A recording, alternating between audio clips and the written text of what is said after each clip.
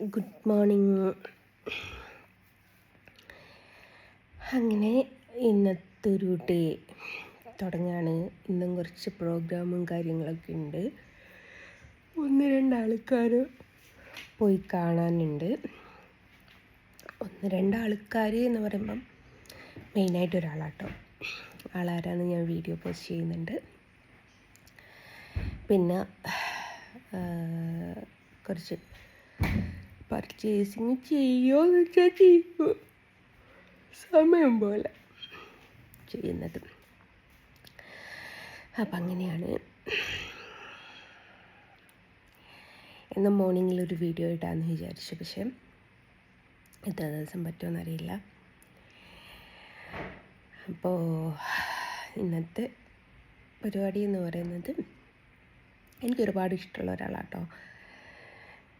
അപ്പോൾ ആളിന്ന് പോയി കാണുക.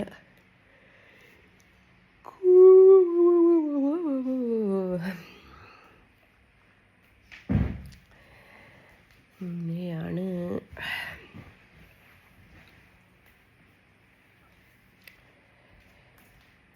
തലവേദന എടുക്കുന്നു.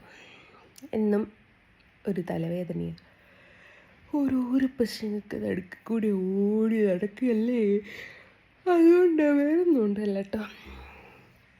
ഒരുപാട് ഇഷ്യൂസും കാര്യങ്ങളൊക്കെ ഉണ്ട്.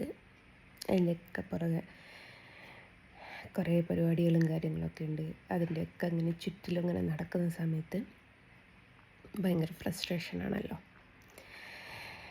അതാണ്. കോഴിക്കോടേക്കാണ് പോകുന്നത്. ഏതായാലും മഴ കുറച്ച് കുറവാണ്. എനിക്ക് 2 ദിവസം മുമ്പ് കൊടുക്കേണ്ട 2 ഫോട്ടോ ഉണ്ടായിരുന്നു. പക്ഷേ മഴ കാരണം എനിക്ക് വർക്ക് ചെയ്യാൻ പറ്റിയില്ല. ഞാൻ അവർക്ക് കോണ്ടാക്ട് ചെയ്തിട്ടുണ്ട്. മഴ ആയതുകൊണ്ട് വർക്ക് ചെയ്യാൻ പറ്റിയിട്ടില്ല. കാരണം നന്നായിട്ട് ഉണങ്ങിയതിന് ശേഷം അടുത്ത വർക്ക് ചെയ്യാൻ പറ്റുള്ളൂ, അല്ലേ അത് സ്പ്രെഡായിപ്പോൾ. അപ്പോൾ ഇന്ന് മഴ കുറവുണ്ട്. ആളെ പോയി കണ്ടിട്ട് നേരെ വന്ന് വർക്ക് ചെയ്ത് തീർത്തിട്ട് നാളെ അത് കൊറിയർ ചെയ്യാൻ കൊടുക്കണം. പിന്നെ അവിടെ നിന്ന് അങ്ങോട്ട് കുറച്ച് ദിവസങ്ങളിൽ തിരക്കായിരിക്കും. എന്നും തിരക്ക് തന്നെയാണോ. ഒരു ദിവസം ഇല്ലാതെ നമുക്കൊക്കെ തിരക്കാണ്.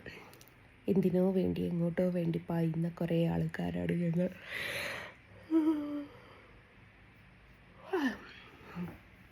രാവിലെ എഴുന്നേറ്റ് ആവിടുന്നത് എത്ര എണ്ണമെന്ന് ചോദിച്ചാൽ എണ്ണാൻ പറ്റാത്തൊരവസ്ഥയിലാണ് ഗൈസ്. അപ്പം അങ്ങനെയാണ്. എനിക്ക് ഒരു 2 കൂട്ടം ഡ്രസ്സും കൂടി എടുക്കണമെന്നുണ്ട്. ഞാൻ 1-2 മോഡൽ കണ്ടു വെച്ചിട്ടുണ്ട്.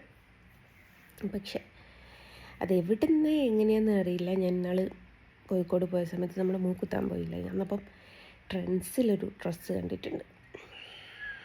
അപ്പോൾ അതും ഒന്ന് ഇതിൻ്റെ ഉള്ളിൽ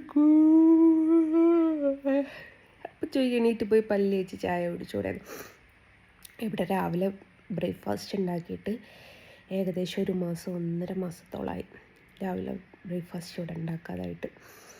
ഒന്നാമത് എനിക്ക് തിരക്കാട്ടോ. കുക്കിങ്ങിനോട് എനിക്ക് ടൈം കിട്ടുന്നില്ല.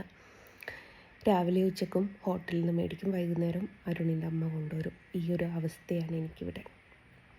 കുക്ക് ചെയ്യാൻ ടൈം കിട്ടുന്നില്ല എന്നുള്ളതാണ് യഥാർത്ഥത്തിലുള്ള സത്യാവസ്ഥ. പിന്നെ പിള്ളേരൊന്നും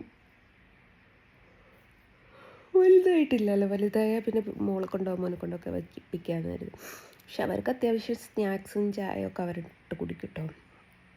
ഞാൻ വർക്ക് ചെയ്യാൻ എന്നെ ബുദ്ധിമുട്ടിക്കുകയും കാര്യങ്ങളൊന്നുമില്ല. അപ്പം അങ്ങനെയാണ്. ഞാൻ മെല്ലെ എന്നിട്ട് പോയി പല്ല് തേക്കട്ടെ. പല്ല് തേക്കണം, കുളിക്കണം, കുറേ പരിപാടികളുണ്ട്. അപ്പോൾ ബൈ.